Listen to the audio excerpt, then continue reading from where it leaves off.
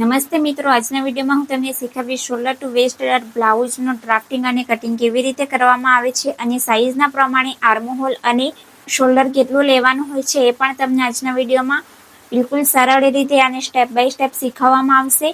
અને જો તમારે પણ આર્મહોલમાં ક્રીઝ આવતી હોય તો તમને હું એક નવી ટ્રીક બતાવું છું જેનાથી તમારી બ્લાઉઝના આર્મહોલમાં ક્રીઝ આવતી હોય તો એ ટ્રીકથી તમારી બ્લાઉઝમાં નથી આવશે. તો ચાલો શરૂ કરીએ આજનો વિડીયો. અને જો તમે પણ મારી ચેનલ પર નવા છો તો તમે મારી ચેનલને લાઇક, શેર અને સબસ્ક્રાઇબ કરી દેજો.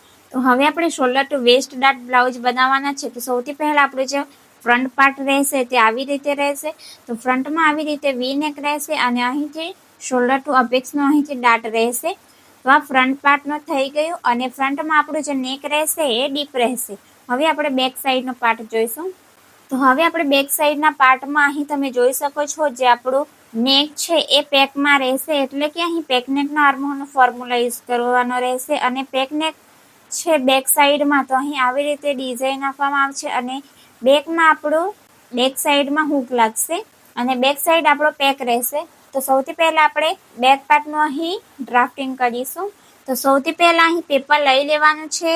તો તમે પણ પ્રેક્ટિસ કરતા હો તો સૌથી પહેલા પેપર પર કરવાનો, પછી અસ્તર પર કરવાનો રહેશે.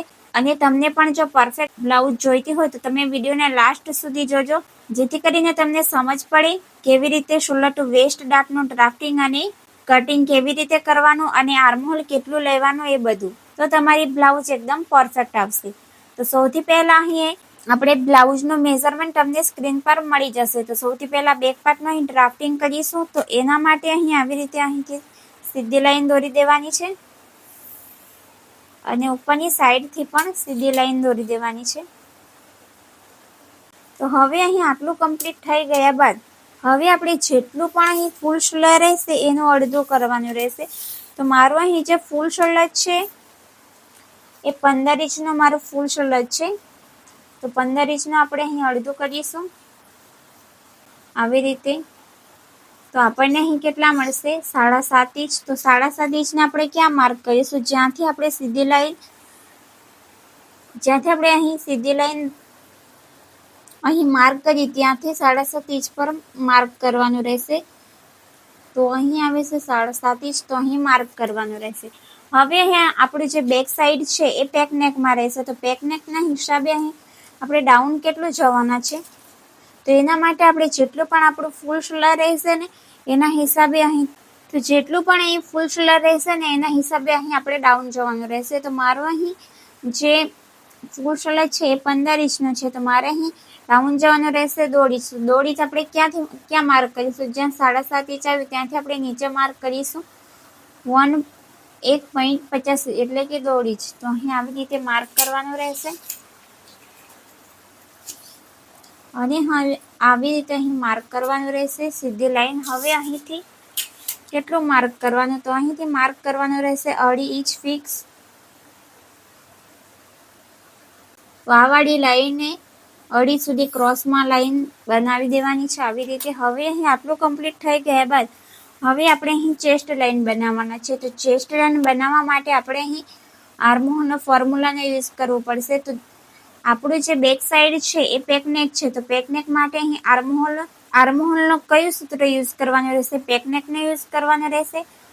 તો અહીં પેકનેક માટે પેકનેકનો અહીં સૂત્ર યુઝ કરવા માટે સાઈઝના પ્રમાણે અલગ અલગ રહેશે.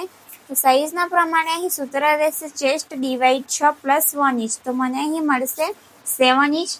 તો બેક સાઈડમાં જે આપણું આર્મહોલ રહેશે એ 7 ઇંચનો રહેશે. તો આવી રીતે 7 ઇંચ પર માર્ક કરી દેવાનું. તો હવે અહીં સીધી લાઈન બનાવવા માટે સીધી લાઈનથી ચેક કરીશું. તો આપણું અહીં આવે છે 8.5 ઇંચ અને અહીંથી તો આ સીધી લાઈન બનાવવા માટે આવું કરવાનું રહેશે. તો હવે અહીં આટલું કમ્પ્લીટ થઈ ગયા બાદ જે આપણે ડાઉન ગયા છે ત્યાંથી અને નેક લાઈન અહીં 2.5 ઇંચ સુધીનું સેન્ટર લેવાનું રહેશે. જ્યાં સેન્ટર આવે ત્યાં માર્ક કરવાનું અને પછી જેટલી પણ બ્લાઉઝની લંબાઈ રહેશે તેમાં 1 ઇંચ પ્લસ કરી દેવાનું. તો મારી અહીં જે બ્લાઉઝની લંબાઈ રહેશે તે અહીં 15 ઇંચ છે. તો મેં અહીં માર્ક કરી 16 ઇંચ પર આવી રીતે. અને અહીંથી તો આપણે અહીં સીધી લાઈનથી ચેક કરીશું. તો અહીં મળશે 16.75 ઇંચ.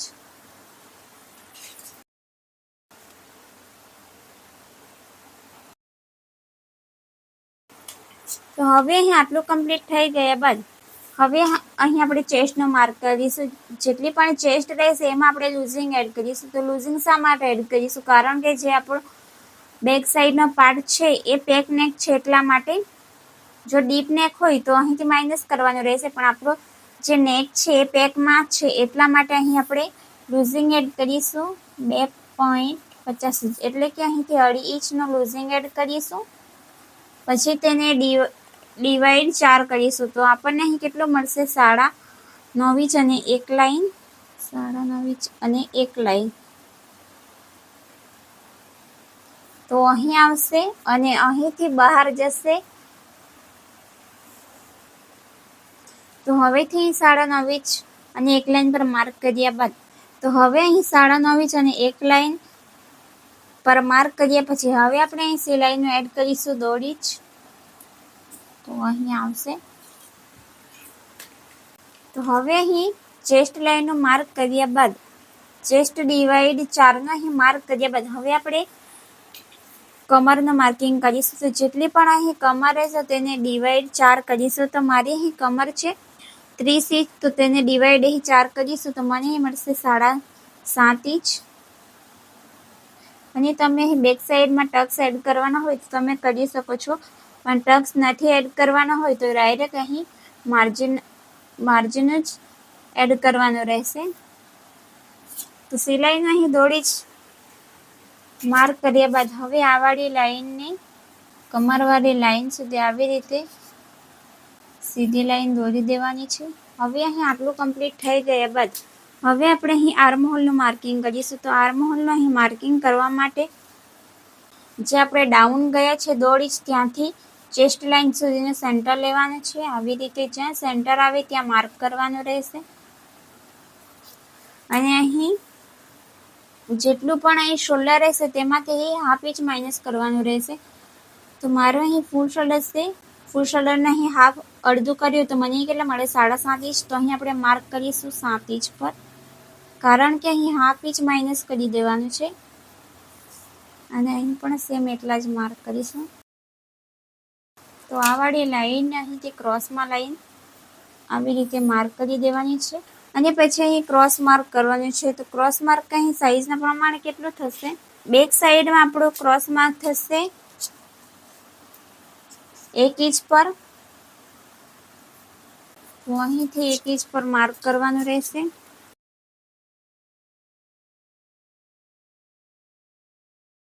અને આવી રીતે અહીં આર્મહોલનો શેપ આપવાનો રહેશે. હવે અહીં આટલું કમ્પ્લીટ થઈ ગયા બાદ રેડી શોલ્ડરના પ્રમાણે અહીં શોલ્ડર માઇનસ કરવાનું રહેશે. તો અહીં કેટલું માઇનસ થશે રેડી શોલ્ડરના પ્રમાણે? તો રેડી શોલ્ડર છે મારું અહીં, તો મારું અહીં જે રેડી શોલ્ડર છે એ 3 ઇંચનું છે. તો 3 ઇંચનો રેડી શોલ્ડર છે તો તેના પ્રમાણે અહીં માઇનસ કેટલો કરવાનો રહેશે? તો રેડી શોલ્ડરના પ્રમાણે અહીં મારો માઇનસ થશે 1/2 ઇંચ. તો 1/2 ઇંચ આપણે ક્યાંથી માર્ક કરીશું? જ્યાંથી આપણે 1.5 ઇંચ ડાઉન ગયા છે ત્યાંથી જે આપણે ક્રોસવાળી લાઈન બનાવી છે ત્યાં માર્ક કરીશું 1/2 ઇંચ. તો અહીં આવશે. હવે આ વાળી લાઈનને આપણે ક્યાં જોઈન્ટ કરીશું? તો જે આપણે આર્મહોલ વાળી લાઈન છે ત્યાં સુધી આવી રીતે અહીં જોઈન્ટ કરવાની રહેશે. તો હવે અહીં આપણે રેડી શોલ્ડરનું માર્ક કરીશું. તો જેટલું પણ રેડી શોલ્ડર રહેશે તેમાં આપણે 1 ઇંચ પ્લસ કરી દઈશું. તો મારે અહીં રેડી શોલ્ડર છે 3 ઇંચ, તો તેમાં 1 ઇંચ પ્લસ કરીશ તો 4 ઇંચ પર માર્ક કરીશ આવી રીતે. હવે અહીં 1/2 ઇંચ પર માર્ક કરી દઈશું, કારણ કે અહીંથી આપણી સિલાઈ જશે એટલા માટે. તો અહીં આવશે. તો હવે અહીંથી આપણે નીચે માર્ક કરીશું 0.75 ઇંચ. તો 0.75 છે આપણે 1/2 ઇંચ નીચેથી અહીંથી આપણે માર્ક કરીશું 0.75 ઇંચ, એટલે કે 0.5 ઇંચ. તો અહીં તો આપણું અહીં નેક ડીપ બેક સાઈડનું કેટલું રહેશે? 1.5 ઇંચ. 1.5 ઇંચ રહેશે અહીંથી. અને અહીંથી આવી રીતે લાઈન બનાવી લઈશું અને અહીં શેપ આપવાનો રહેશે બેક સાઈડનો.